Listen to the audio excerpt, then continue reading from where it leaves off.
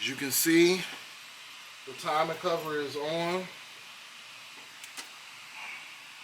I have the balancer on, and I turned the balancer to make sure it was on good, and it's actually going to turn with the motor. Made sure all the bolts was on. I went with new timing cover gasket. Water pump is brand new with a new gasket. No more pretending. See it, and if I want it, you know I'ma get it. Cause I'm a hustler, stay on my grind to go get it. Fuck with a nigga saying I ain't fearing no nigga. These lanes be talking, but it be behind my back. Scared to say it to my face, cause they know how I react. Keep a lot of straps so we could throw them hands, you won't do that. So why you talking behind my back? Like you on a strap? Nigga, this ain't no rap. This here is real shit. Got these pussy niggas mad, all up in they feelings. But me, I'm posted up. Got these hoes like I feel them. And wanna dime, Polo Nino, yes, I'm him. For the day, I hope you enjoyed. What's going on, YouTube? Welcome back to the video. Once again, this is Big Less ENT. Bringing my vlogs on what I do. My channel, I do a lot of things. How-to videos, travel videos, lifestyle videos, fashion videos, and car content. So on today's vlog, this is going to be about my truck, which is here. Y'all have been seeing me vlog my truck a lot recently. You check back some videos. I was driving a Omaha for a funeral, and 9 hours into the drive, the truck rode perfect. And then finally, that last hour after I filled up gas, took a crap, the Rover, my Range Rover, took a crap and ended up being, after diagnosing it, ended up being head gaskets. Many videos later, I'm at this point where I'm finally installing the heads on this car, on my truck, I'm sorry. So I'm gonna show you where I'm at as far as installing the heads on this truck and what the next steps are going to be. This vlog, I should be torquing my heads down. I know my last vlog I said installing new head bolts. Really, it was just like purchasing new head bolts. I didn't put them quite in yet, but I had set the heads on there. This one is actually putting them in, torquing them down, and putting the timing together, putting the cams together. I'm going to try to get all of that in this vlog if I can. It's all a matter of time, of course, so bear with me. But let's get to where I'm at this point. Right now, this is where I'm at. This is an old head bolt. I'm going to show you. Now, I thought these bolts might be stretched, but honestly, these bolts aren't stretched. So, did I have to get some new ones? It's a toss-up because I cleaned the threads really well. It won't show it. It's not showing. New head bolt and the old head bolt are relatively the same length. But I'm still content and glad that I bought new head bolts. Now, I finally get to use my Westward digital torque wrench. So, see, I still got the batteries. I don't even know if the battery's still charged. I haven't used it since I had it, and I had it for maybe a year. So, come with all the specs. It's torqued out. I got the spec card, blah, blah, blah, blah, blah. Digital torque wrenches are extremely nice to have. Much more convenient just setting it and going through the torque instead of having to make the adjustments. I do have the old style torque wrench as well, though. As you can see right there, I know the light makes it blurry, but I got the head on. I'm gonna zoom in a little bit. I got the head bolts in, driven down, so all they have to be is torqued on this side. And after I torque the head bolts on this side, I'm gonna go ahead and go to the other side. How I will be torquing my heads, I will be setting it up. There's no real description on how to do it. As far as I found over the internet, they say 1590, 1590. I think I'm going to do 2090, 2090. Or no, I'm sorry. I'm going to do 20, 30, 90. So I'm gonna torque it down to 20, then I'm gonna torque it down to 30, then I'm gonna torque it an extra 90 degrees. So that's the torque specs that I'm going to use. Internet says 1590, 1590. Very similar to what I'm doing, but not exact. So we're going to see how that goes. It should be sufficient enough to torque it down. They have no exact torque speccing on torquing the heads other than 1590, 1590. As far as I've been able to find and all information I've gathered. So I'm going to do 20, 30, 90. And go from there. Fingers crossed, right? So I just wanted to stop at this point to give you an idea of where I'm at on the heads. They're in there, about to torque them down, and I'll get back with y'all in a minute. And of course, like I say, this is not for beginners, in my opinion. This is novice to expert doing this level of rebuilding. You always, as you know, torquing anything, you start with the inner bolts, and then you work your way outer. In the X pattern, top, bottom, inner, outer. Alright? So, get back with y'all in a minute. Alright, YouTube, it is update time. So, as you know, I've been working diligently since I got the head bolts and everything I need to go ahead and bolt down the heads, bolt down the cams, and put the timing chain that go around the cams on. This has 3 timing chains. I wanted to go ahead and, you know, kind of knock it out the park while I was feeling like it. And I got this sweat hat on, trust me, I am sweaty, but I finally reached a stopping point, so I wanted to give a quick update on where I'm at right now, and just maybe a few things to help somebody else out that's doing the same thing that I'm doing. So let me turn the camera around and let you see where I am at. Now, I don't have my light, even though it's dark on my side, it looks like it's pretty well enough light for y'all to see. Even me just leaning on my car is hot. It's crazy. And it's sitting in the garage. But in any case, as you see here, I'm going to zoom in. I still got the pins in my upper timing chain. That timing chain is new. Those valves is also new to push the timing chain, put tension on it. You see, I have the tool, which is that bracket. That tool is used to lock the notches in place. I have it on both sides. This keeps the chain, keep things in timing. So I got the lower block pushed into the flywheel. It only fits one design, so it's not hard to figure out which hole it goes through. It only fits one hole. So look at that silver, which I will show later in the video when I take it out. Look at that piece, and you will see how it looks, and it'll give you a better understanding of how it goes, the one notch that it fits through. You fit it through that hole, it's at top dead center. Don't go off just the pistons, because I thought I can go off of that. Where top dead center is the #1 cylinder all the way at top dead, but it's not set up like that. It's slightly before top dead. So make sure you use that to push it through. It only fit through one. It go all the way through it. You can see it go through it. That's a very important step. Also, when adding these bars,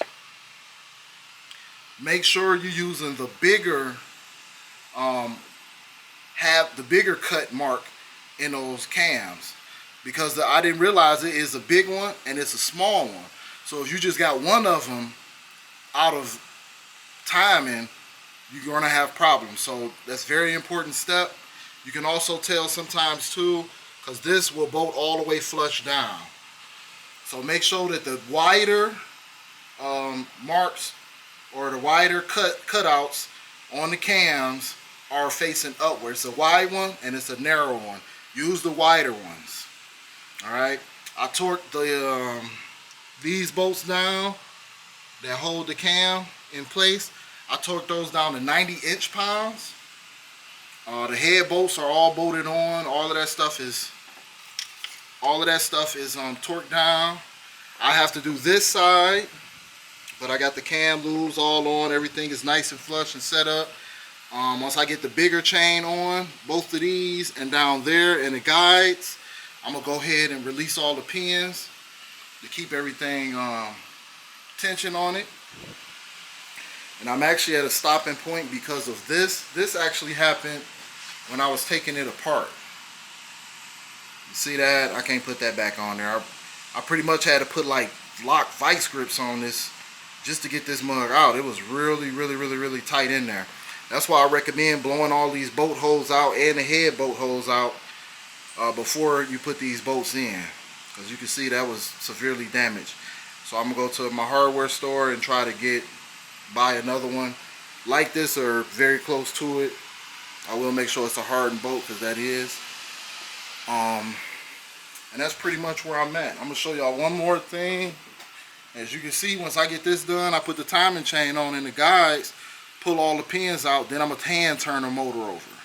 But that's probably gonna be part of another video.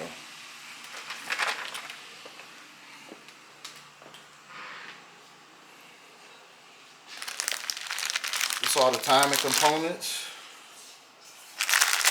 which this timing set came with everything. Everything you could possibly need. So I just got the guides. It came with new guide bolts.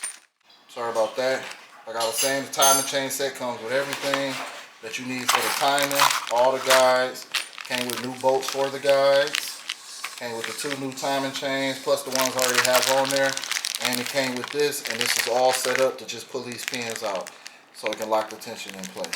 So this is priceless one to have. A lot of people don't replace it, but I knew that I was going to replace it because it don't really make sense to me to break it down this far and not add new components. I'm a believer in that, so that's what I chose to do. The heads are pretty much refurbished to be new. The cams also, everything's checked. So why not get new timing? It's going with a new thermostat. It's going with a new water pump. New intake gaskets, new timing cover gaskets. Only gaskets that's not new are the exhaust manifold gaskets. I mean, it's a metal gasket. I just tighten it down real good, clean it up, tighten it down. If there is a leak, it shouldn't be a bad one. But if it is bad, then of course, you know, it's hell getting to those. You got to pretty much get to them from underneath. But hopefully I can find some slot gaskets, or I can make them slot gaskets, and I can just loosen the bolts, slide the gasket in there, and just tighten it back up. But in any case, I think I should be good on that, because the exhaust manifold gaskets didn't look bad, and I didn't have an exhaust leak previous to this. So that's where I'm at.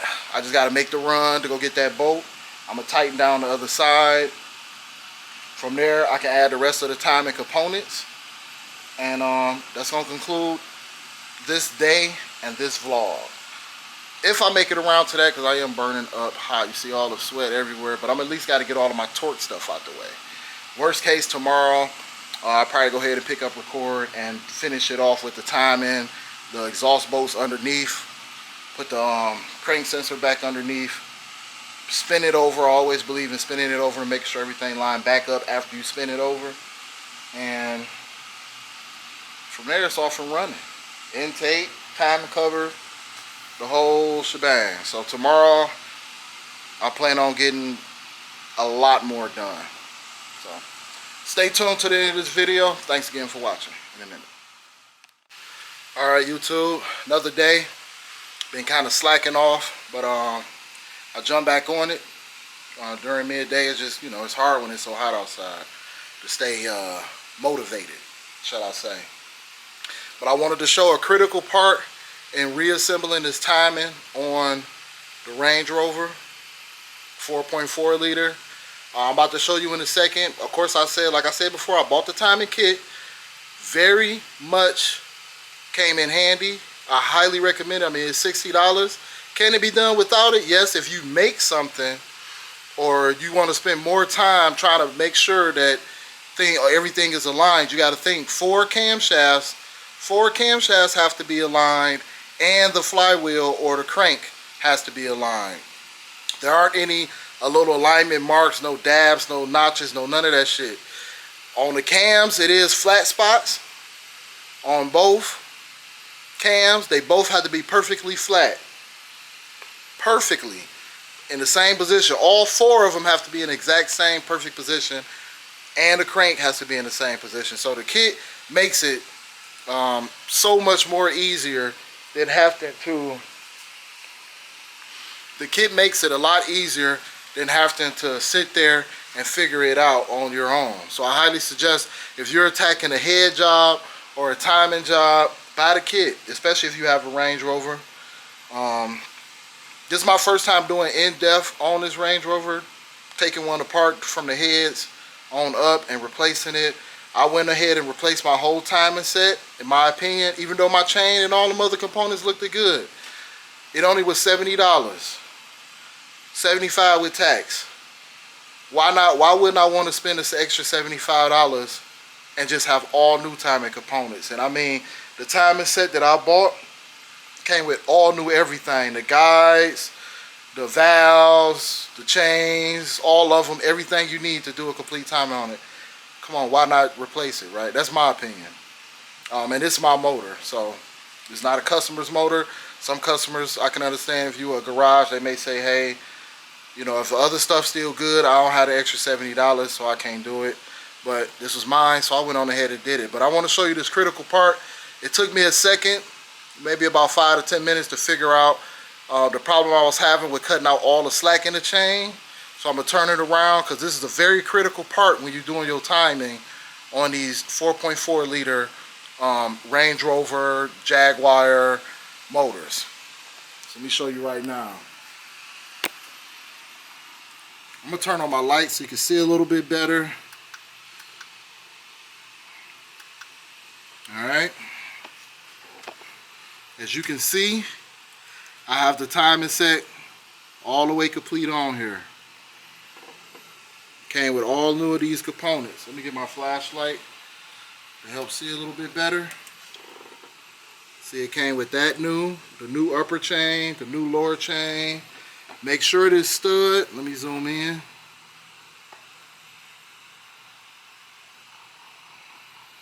Make sure this stud is at the top of here, because it's the other pieces that goes to that, which I'm going to show you in a second. But that stud has to be there, and that smaller screw has to be down there. You see, everything is new on here.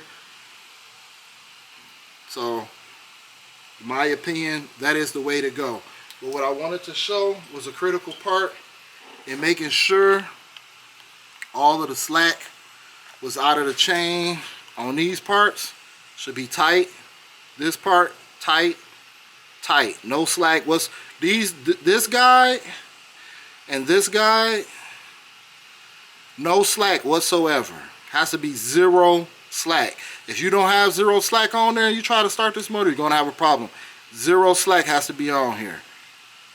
Zero. Now to how I realized the issue, and I still have, as you can see, I still got the cam holders, or what locks the cams in position, still connected. I don't take those off until the timing chain is completely on. But the nut at the bottom that was holding the crank, you have to take that out. It's such a snug fit that it will not allow you to have any play turning that down there, none whatsoever. And you need just millimeter of play to get all that slack out of both those chains. One time you're going to have to turn for this chain. You're going to have to turn it you're going to have to turn it to the right to get the tension out of there. Then you lock all of this in place. You bolt this on, push down on it, make sure everything is nice and tight.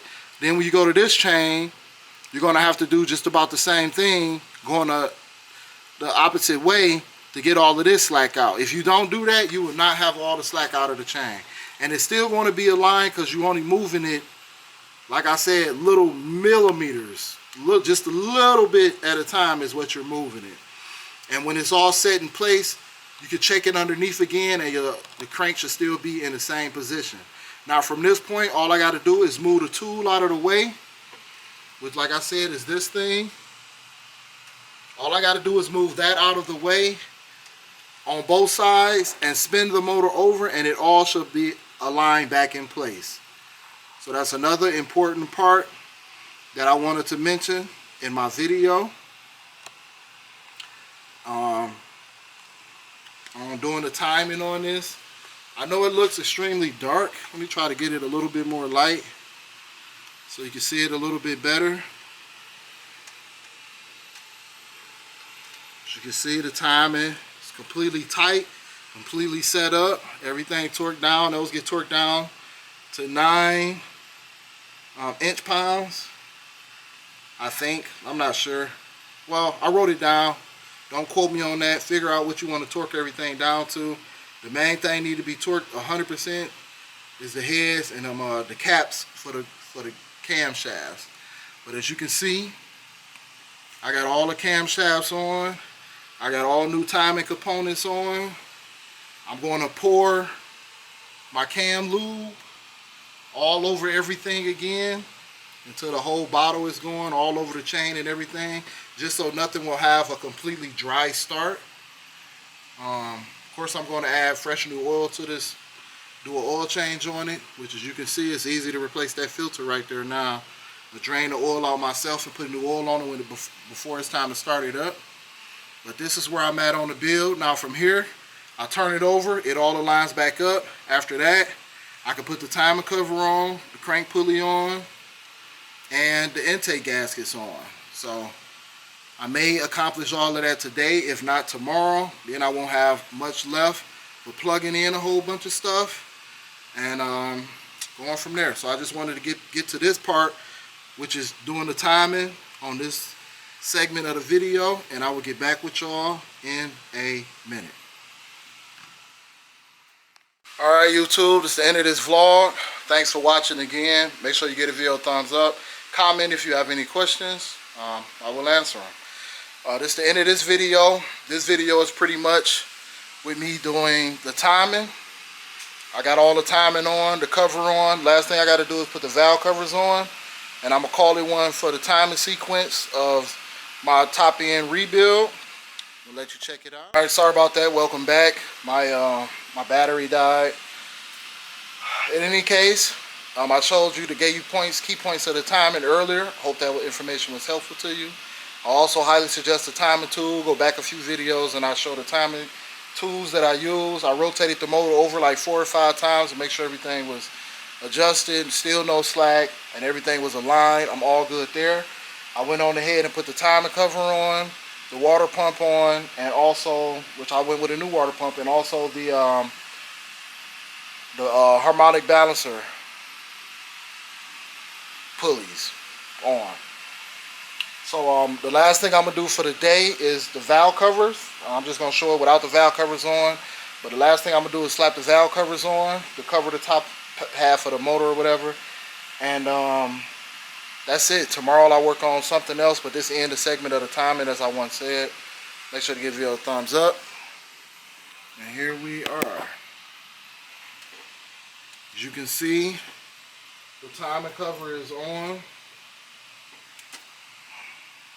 I have the balancer on, and I turned the balancer to make sure it was on good, and it's actually going to turn with the motor. Made sure all the bolts was on. I went with new timing cover gasket. Water pump is brand new with a new gasket. I just got to put that alternator over there, put that bracket on, the alternator on, and put up the pulley setup over there.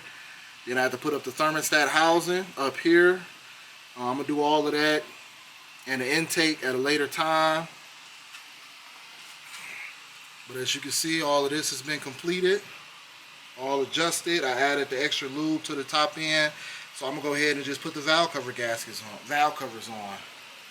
I didn't have any leak from my valve cover gaskets, and they look like they are still in really good condition, so I'm going to reuse them. But that will conclude this video. I hope it was helpful. That will conclude this video. I hope it was helpful. In any kind of way, hope to help somebody.